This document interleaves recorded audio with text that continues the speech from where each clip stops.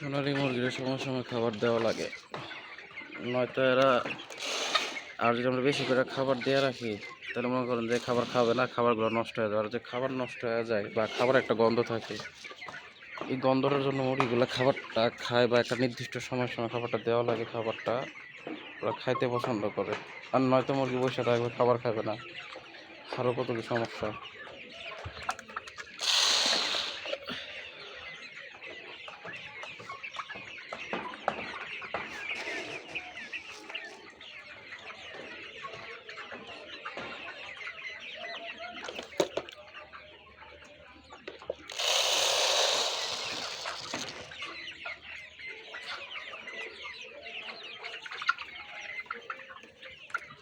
এবার আছে অনেকগুলোই খাবার আছে, তো যেগুলো যাতে খাবার না সেগুলো খাবার দিতে হবে। যেমন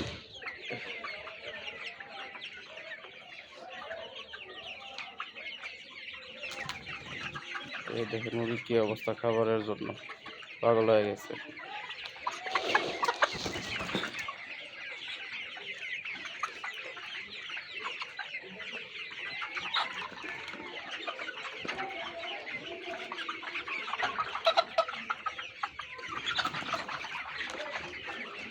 সোনালী মুরগির একটু বড় সমস্যা কি জানেন? গাম্বুরা। আর গাম্বুরা হলে আপনার খামারে যত মুরগি আছে তার 50% মুরগি মারা যাবে। আর যে খামারে 50% মুরগি মারা যায় তাহলে মুরগির ব্যবসা সে লাল বাত্তি। আর খামারি করে যত কষ্ট, বুঝছেন? খামারিরা সঠিক দামে মুরগি বেচতে পারে না, মুরগির বাচ্চা কিনি দাম দিয়া, মুরগির খাবারের দাম বেশি, তার উপরে যদি আবার গাম্বুরা হয় তাহলে মুরগি খামারিগর ব্যবসা ছাইড়া দেওয়া দরকার। বা অনেক ব্যবসায়ী আছে যারা ছাইড়া দেয়, দেখেন না? অনেক সময় অনেক খামারিরা একটা ব্যবসা শুরু করার পরে কিছুদিন পরে খামারি ব্যবসা ছাড়ে দেয়। কেড়ে ছাড়ে? কারণ মুরগিতে যে রোগটা দেখা দেয়, আর ওই রোগটা থেকে মুরগিগুলা কতগুলা বাঁচে বা কীভাবে বাঁচায় বা আসলে কি বাঁচে না মরে, শুধু খামারিরা জানে। খামারিদের কষ্ট এটা মানুষ বুঝে না। হুটহাট বাজারে মুরগির দাম ওঠানামা করে, এটা ঠিক আছে, মুরগির দাম কম হওয়া দরকার, কিন্তু হুটহাট যখন আপনি মুরগি প্রতি কেজি মুরগি 100 টাকা কমে বেচবেন, তখনই তো কলিজায় লাগে যে তো এই 2 মাস মুরগি পাইলা মুরগি লসে বেচতেছে। 2 মাস যদি আমরা যদি মাটিও কাটতাম তাহলেও মনে করেন যে মুরগি লাভই বেচা, মুরগি না কইরা মাটি কাটা টাকাটা চলে গেল। এটা আমার তো মনে হচ্ছে মুরগির ব্যবসা কী বলবো, যাক আল্লাহ ভরসা, আল্লাহ আছে, আল্লাহ মাহবুদ, আল্লাহ রক্ষা করবে। আমরা তো চেষ্টা করি সৎ পথে ব্যবসা করে যাওয়ার, কারণ সৎ পথের 1 টাকাও শান্তি আছে।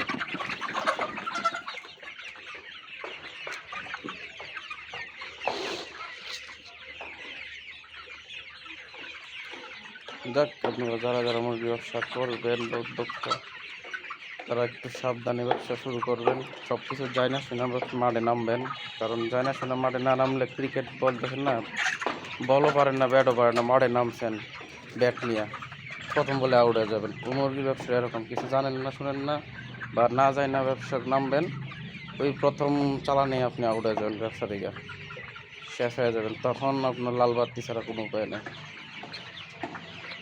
আর তাছাড়া সৎ পথে ব্যবসা করার মজাই আলাদা। সৎ পথে সবাই থাকতেছে, ব্যবসা করতেছে, ভালো। এটা আমাদের উচিত সঠিকভাবে ব্যবসা করা, সঠিকভাবে দুনিয়াতে চলা।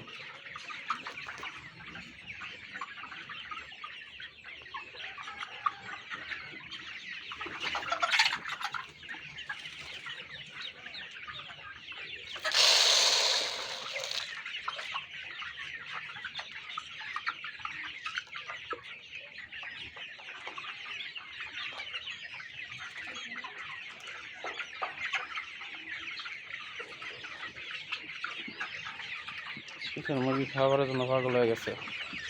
যখন একটু মুরগির একটু খিদা পেটে রাখবেন, যাতে পরবর্তীতে এরা খাবারটা খায় সঠিকভাবে। বেশি বেশি করে খাবার দিলে কি, খাবারের একটা গন্ধ আছে, ওই গন্ধটা বা খাবারটা একটা, আমরা বলি সাধারণভাবে বলি খাবার পুতায় যায়। খাবার একবার পুতায় গেলে মুরগি খেলে কেউই ধরবো না।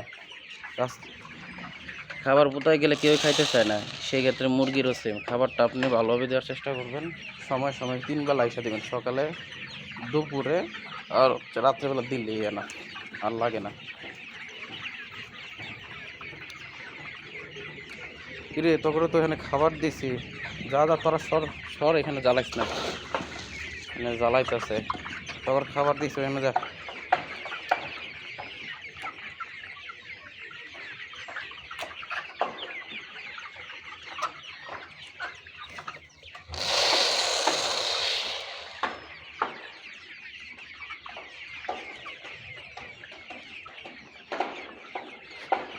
এখানে করে খাবার দিলাম, এরা এখানে এসে, এই যে এখানে এসে মারামারি করতেছে।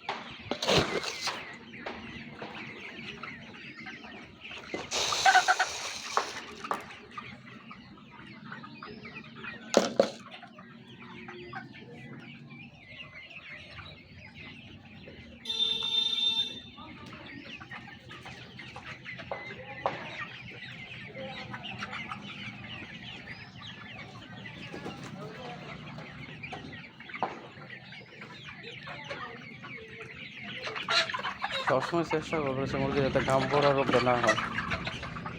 এটা ভাগ্য লাগে ভাই, অনেক সময় অনেক দেখবেন যে অনেকের ঘাম পড়া রোগ হয় না, আর অনেকের ঘাম পড়া রোগ হইলে 1000 মুরগি যদি কেউ পালে, এখান থেকে 500-600 মুরগি ঘাম পড়া রোগে মারা যায়। আর আপনি যদি মুরগি 15 দিন বা 20 দিন পরে যদি আপনার মুরগিগুলো মারা যাওয়া শুরু করে রোগের কারণে, এখানে আপনার সব লাভ চলে যায়।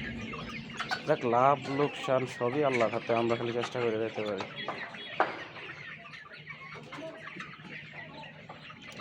আমরা তো খামার দিছি প্রায় 3 বছর হয়ে গেছে। 3 বছর একটা জিনিস বুঝতে পারলাম, মুরগি আর যাই হোক বা যেটাই হোক, গাম্বুরা রোগটা বা হচ্ছে মুরগির গাম্বুরা রোগ, রানীক্ষেত রোগ, এই দুইটা রোগ, বিশেষ করে গাম্বুরা রোগটা যদি হয়, তাহলে ভাই মুরগি শেষ। এই মুরগি টিকায় রাখা খুব কষ্ট, মানে এত কষ্ট, মানে আপনার মনে হবে যে এই ব্যবসায় ছেড়ে দেয়। কিন্তু তারপরেও চেষ্টা করে যেতে হবে। আমরা অনেকবারই আমাদের এই রোগটা হয়েছে, আমরা অনেকবারই মনে হয়েছে না ব্যবসা ছেড়ে দিতে হবে, এই রোগ দিয়ে আমরা পারতেছি না। কিন্তু কিন্তু তারপরও চেষ্টা করতেছি, যদি মুরগিগুলা সুন্দরভাবে রাখা যায়, টিকায় রাখা যায়। যাক, সবই তো আল্লাহর ইচ্ছা। যদি আপনাদের কোনো কোশ্চেন বা কোনো কিছু থাকে, বা কোনো আইডিয়ার প্রয়োজন হয়, বা কীভাবে কী করলে ভালো হবে, বা কোনো কিছু সাজেশান, কোনো কিছু যদি জানার লাগে বা কোনো প্রয়োজন হয়, সেটা আপনি কমেন্টে বলবেন। আমি যতটুকু সম্ভব বা যতটুকু জানি ততটুকু উত্তর দেওয়ার চেষ্টা করব, এর বেশি কিছু না।